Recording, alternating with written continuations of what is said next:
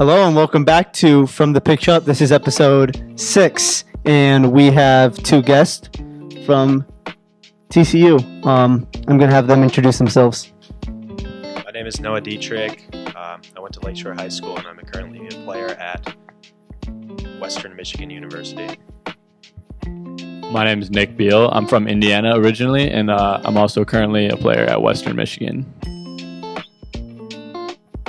Thanks, guys. And could you guys also give me what your guys' major is, and then what hometown you guys are from? My major is finance, and I am from Stevensville, Michigan.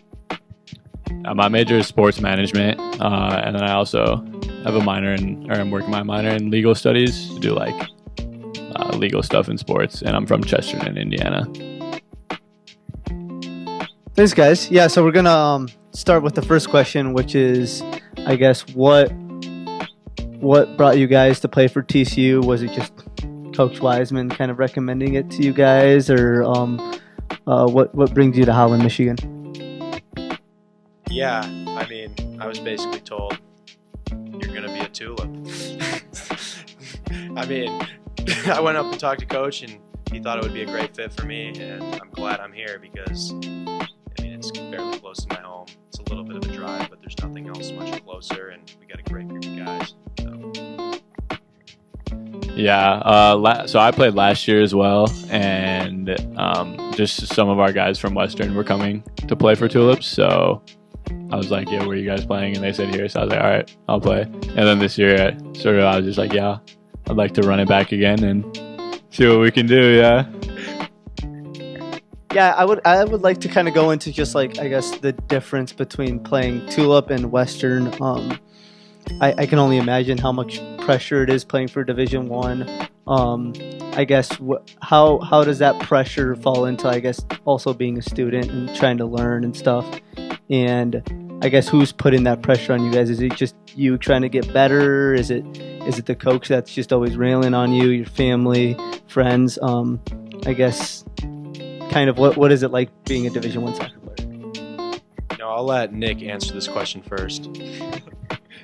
Okay, so yeah, it is a lot of pressure, for everyone, because we have a very good squad, obviously, and you want to be able to contribute something to the squad that makes you, a valuable member, and so I think that's something that we both push ourselves for, and that pressure also obviously comes from our coach, Coach Wiseman. I'm sure a lot of the listeners know him, probably, and yeah, he's a great coach, and he works us very hard, so we learn a lot from that. And then on the academic side, I don't know, I just sort of just do it, and it works out fine for me, so we don't really do much else. So yeah. I'm going to have to agree with Nick on basically everything he said. Coach definitely pushes us quite a bit, but he also likes to push us in the classroom.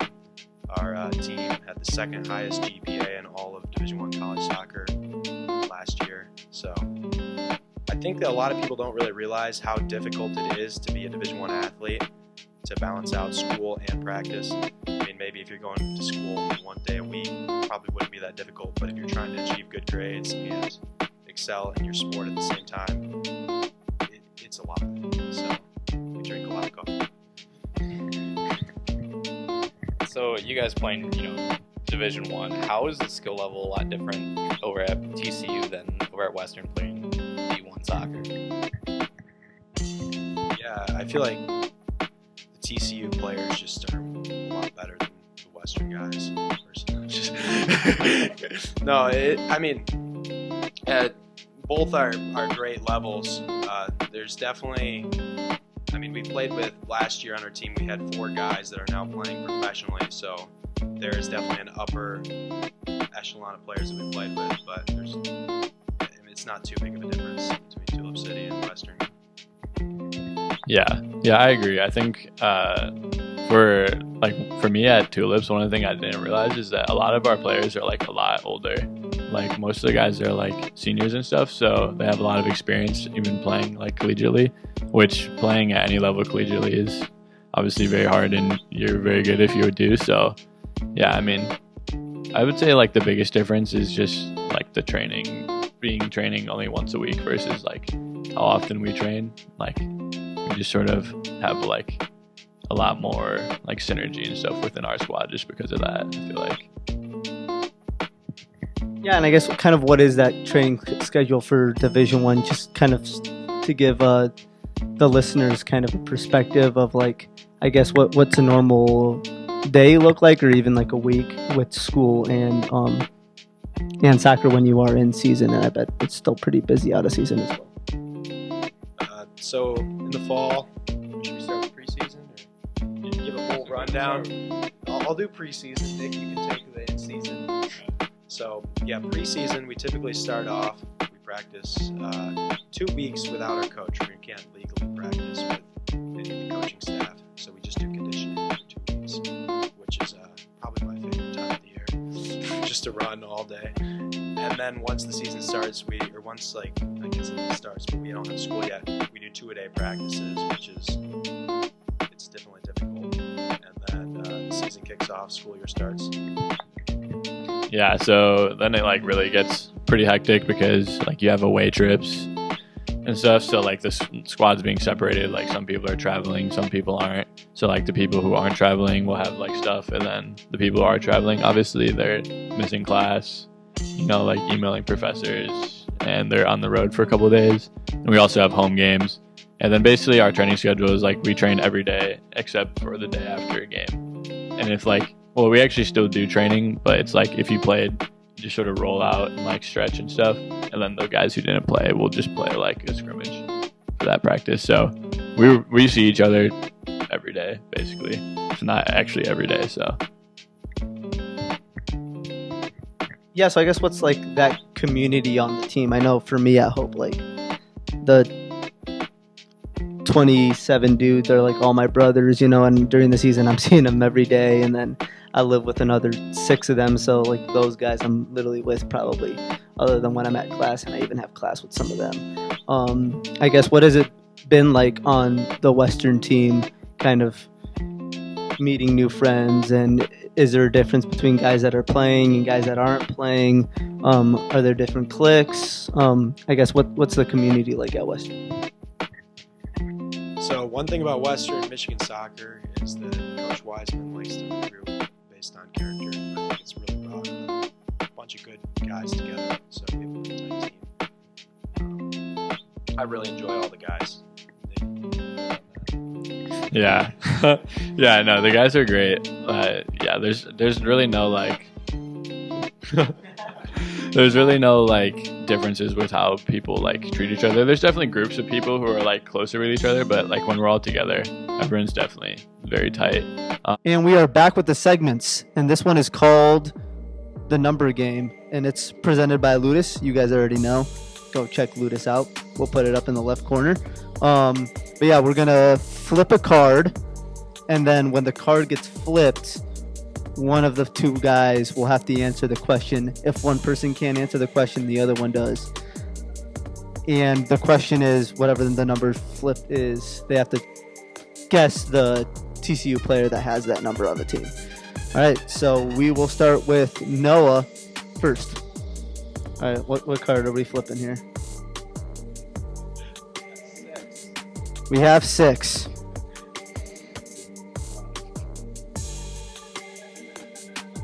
I'm not too good with numbers. I'm not going to lie. I think Nick might have me on this one. I guess I'll just go with a shot in the dark and say Jared. Incorrect. It's actually Nick. It is actually Nick. All right. Yeah, we get a point for Nick. 1-0. We are moving to the next card. It is number 4. Number 4 for Nick. That's Josh. He said Josh, and Josh is correct. All right, we move on to the next card for Noah. Number 10. So I can get it wrong, but I can't. Do I even have to guess? It's. Can I get I was gonna use my midfielder / forward. He plays both. No. Nick.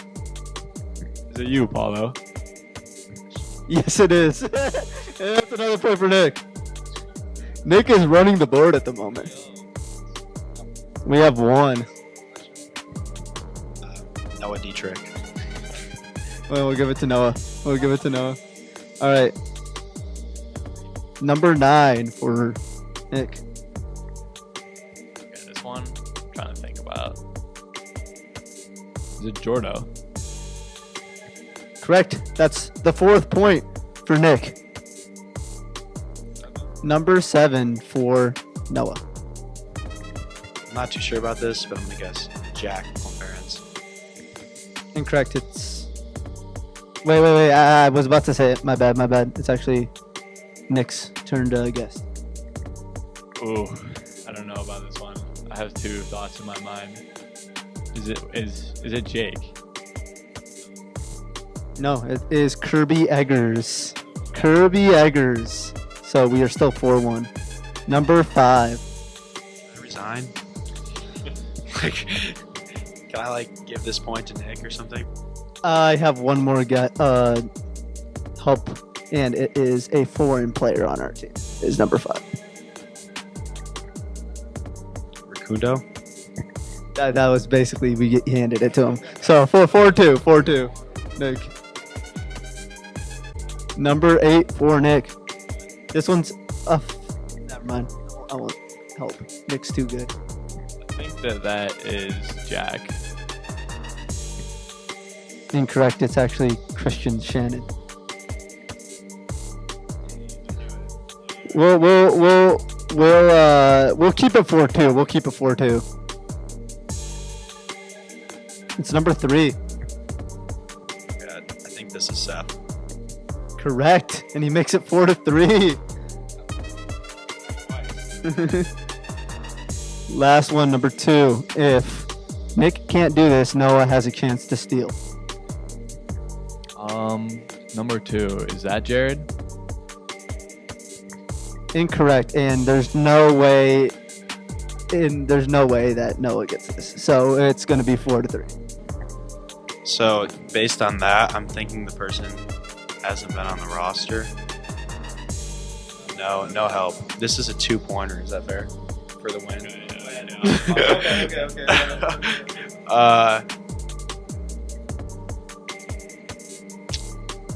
This is gonna be a shot in the dark. I'm not gonna lie.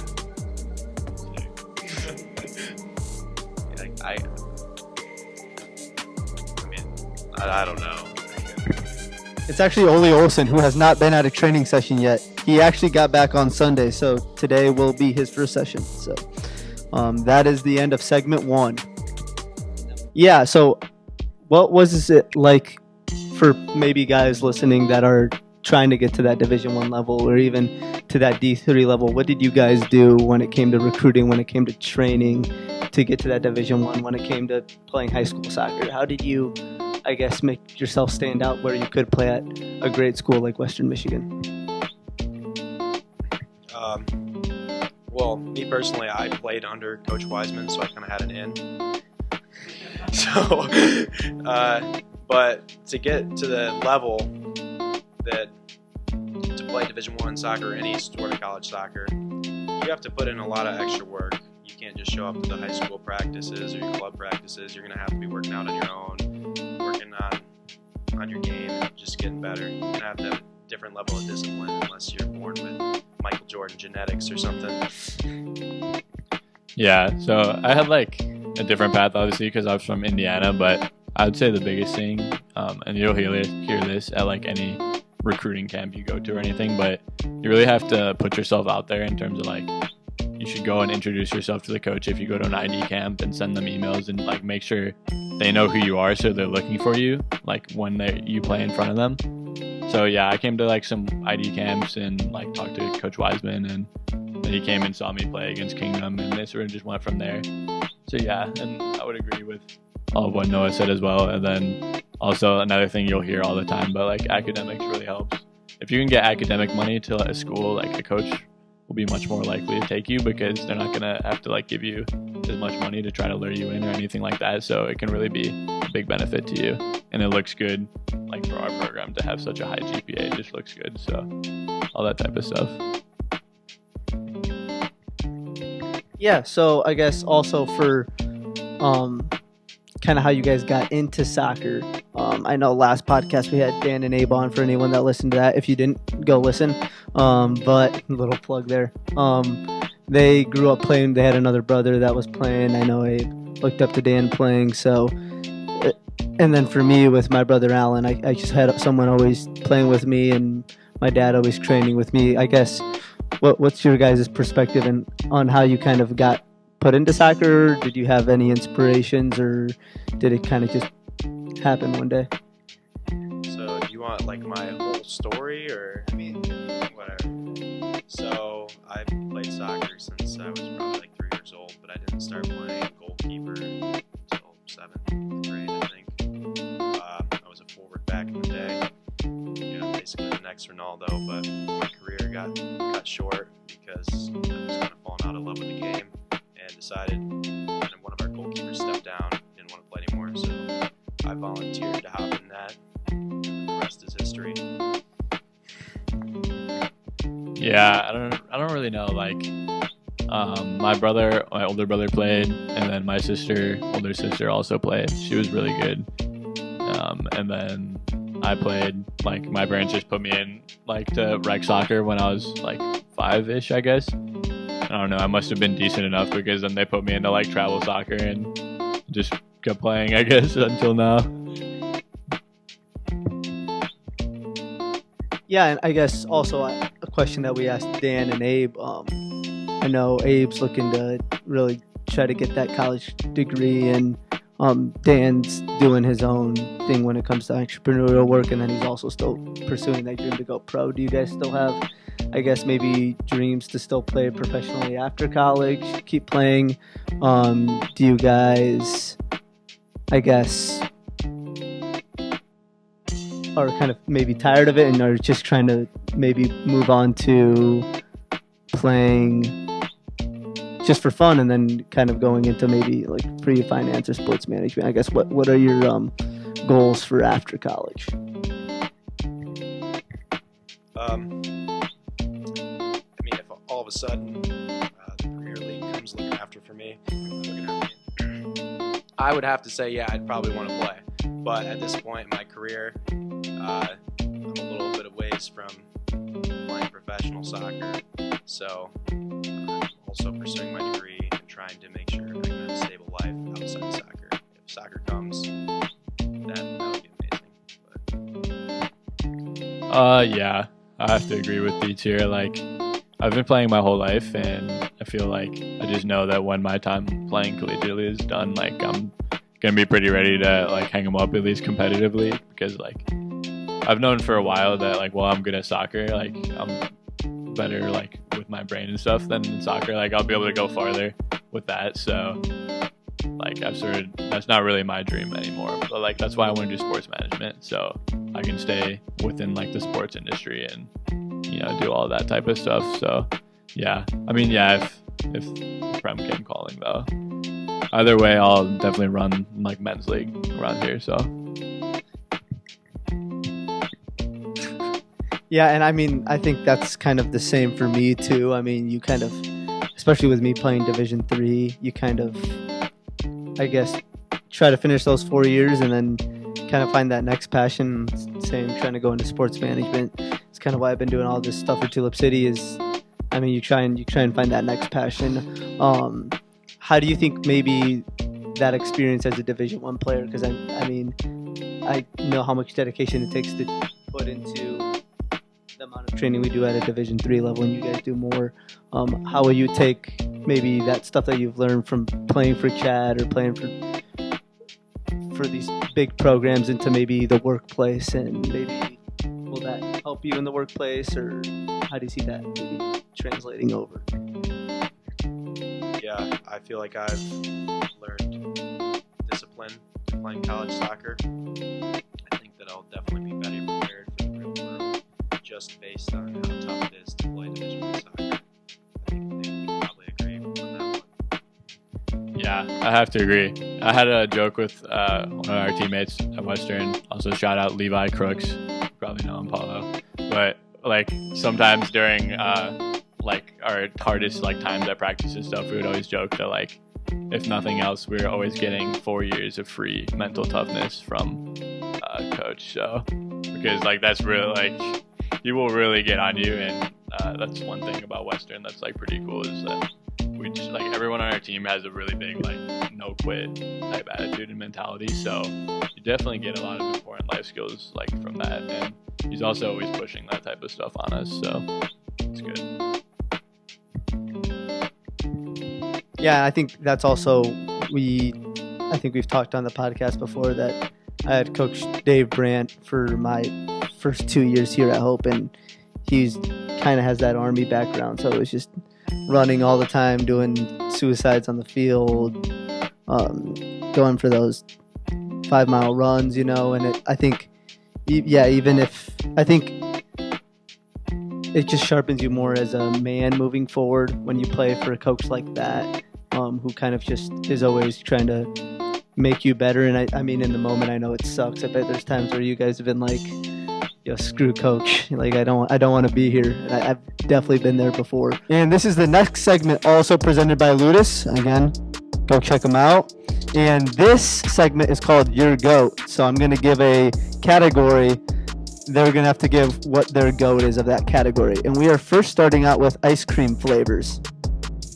So I'm really excited for this challenge because I feel like I'm a pretty opinionated person. And I think this one is a no-brainer to start off. You have to go with vanilla.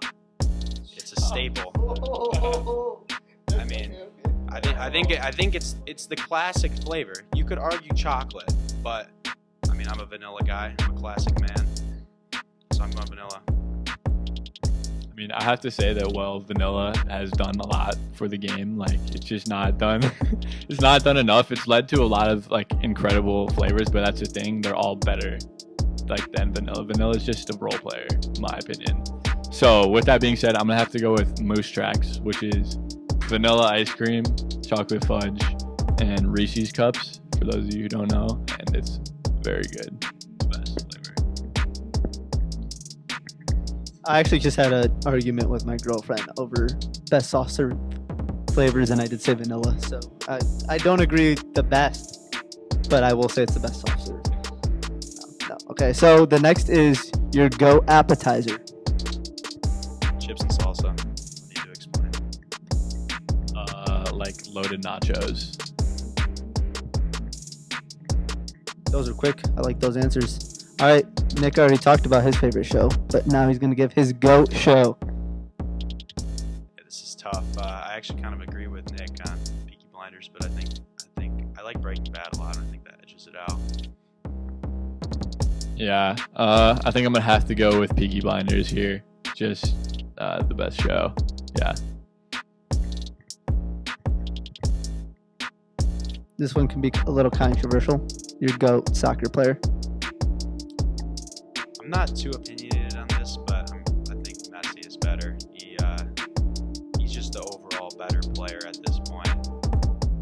I don't know what Nick's gonna say, but I mean I don't watch a ton of soccer out there enough, but stats seem to show he's better. Yeah, I don't think this should be a debate at all. I'm actually very passionate about this. Not opinionated, but because this is factual. Messi's better. I'm going to feel like Thierry Henry here, but he just does more than Ronaldo can do in a match, and I think it's really a simple answer for anyone who has eyes. Messi takes a sweep, and I'm also saying Messi, so we're taking that. Your GOAT shoe. This one can go anywhere, so we'll see. So do you mean like brand or just You can go brand, you can go specific type of shoe, you can go like Ultra Boost if you want, you can just say Adidas, whatever your GOAT is. Yeah, I think I'm legally obligated to say Adidas because Western Michigan is sponsored by Adidas. Yeah, no, I just don't really care about shoes. I just wear whatever they give me into these. So, yeah, I like it, but I do like Adidas a lot, and yeah, that's about it. I kind of agree with Nick. I'm not too passionate about shoes. Matt, do you want to chime in over here? Yeah, Yeah, I'm gonna have to go with the good old crusty dunks over here. Shout out to my shout out my boy, shout out my boy Dove for these. Yeah, Matt almost just wiped out the setup, but I passed it to him because I knew he was going to say dunks, and that's my goat as well. So we move on to the next one. Best or your goat lift position, which one do you enjoy the most? Lift position, so bench, curl, whatever you want to. You said you lifted earlier, so. I think this is really not a debate. I think it's bench press. I mean, if you think squatting is the best, you're just weird. I don't know. I don't really know if I could pick one. I kind of don't like any of them. I don't know. We have a really fire workout group for our lifts with me and the twins, and I would say my favorite personally is like, no, maybe like chin-ups. Yeah, chin-ups, because I can do a lot of those. Yeah, kind of in relative to like my build. All right. Your final genre is your goat restaurant. So we did fast food last time. Restaurant is any place you can sit down and have a meal where there's no drive-through. Hopefully, I don't get any NIL deals in the future because this could be brought back up. So a local one to me, I don't know if any of you guys have been there. Silver Beach Pizza in St. Joseph is really, really good. That's probably my favorite non-chain. As far as like if I'm in school and I just want to go out somewhere quick, I'm going Chipotle. Yeah, I'm gonna say exactly what Noah said, just with me saying I agree. It's easy. I don't care if when people think it's not an actual restaurant, it is. And I'll eat there every day if I could. And I do have to add this in, even though it's not being asked, go basketball player. I have to say Michael Jordan and LeBron is finished. I think that Michael Jordan is leagues ahead of LeBron James. I think that LeBron James is the most overrated player in basketball currently, at this given moment. Okay. Like, as a career, he's good. He's probably the second best. But current moment, after he just got swept by the Nuggets, people still put him top 5. He's walking around the court, getting carried by role players, and getting swept. He is overrated. I agree. And that's why his favorite ice cream flavor is vanilla, the role player. So hey, I'm taking MJ too. This might get us. This might get some hate in the comments. Hey, if you feel strongly about this, leave your comment in the comments. Trust me, I'm an MJ guy too. But I guess what have you learned from just being a part of a team, and having just to live with your friends, your soccer players? It's a way different experience than. Playing high school soccer, because you see him at class and you see him at practice, but it's not like, oh, I fight with you in the training field, now I got to go back and live with you at the house, and kind of carries over a little bit. So what's it been like living and being a part of that team environment? Yeah, I've been answering all these questions first, so I think it's time for Nick to go. Yeah. Going back to the question on how the guys are and everything, everyone's great, and everyone pretty much lives with people from our team, and I have 2 roommates, and it's obviously it's a big change from being in high school when you're living at home and stuff, and I've definitely learned a lot through it, and do a lot more adulting stuff like that, so it's pretty cool. And it's just really cool to one thing that I always think about is how fortunate we are, and you probably feel this as well, to have come to college with a group, sort of forced to meet this group of people, and those are the people you end up becoming closest with. So it's nice that we don't have to worry about all that trying to find people to do stuff with, because we just have this group of people that we're always with and are bonded with. So I think that makes college a lot easier for me, at least. Yeah, to go on what Nick said, everybody on the team is kind of about it. They all have the same goals as us, and it makes it a lot easier being surrounded by all of them. So I also live with some of the guys, and they like to work hard when it comes to soccer. They're always going to the fields, and I end up going a little bit extra just because they're going. It's like I'm forced to go almost. So, you guys played Division One. You guys were constantly on the road doing schoolwork, different stuff like that. So what's your ideal free time activity to do? Like, what do you like to do if you're not training, if you're not doing schoolwork, you're not chilling with the boys, or maybe you are? What's your ideal free time activity? I mean, I was gonna say chilling with the boys, but yeah, you guys might think this is a little weird, but I play some chess in my free time. It kind of contradicts itself, but that's it. Yeah, I don't know. I feel like playing is hard. I feel like I definitely do have a lot of free time, so I do a lot of different stuff, like chilling with the boys, obviously.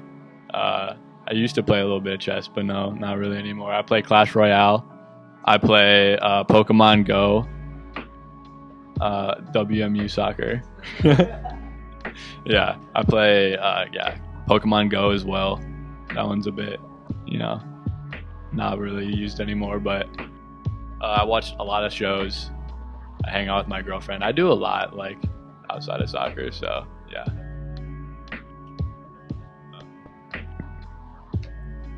It should still be going here. One sec.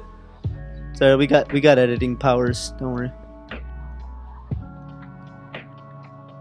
No, yeah, we're still going. We're chilling. Oh yeah, they saw all that. Nick, real quick, can you maybe give me some show recommendations for the audience? I would love to. So if you haven't seen Peaky Blinders for sure. Love that show. I love You on Netflix as well, the show. Joe Goldberg.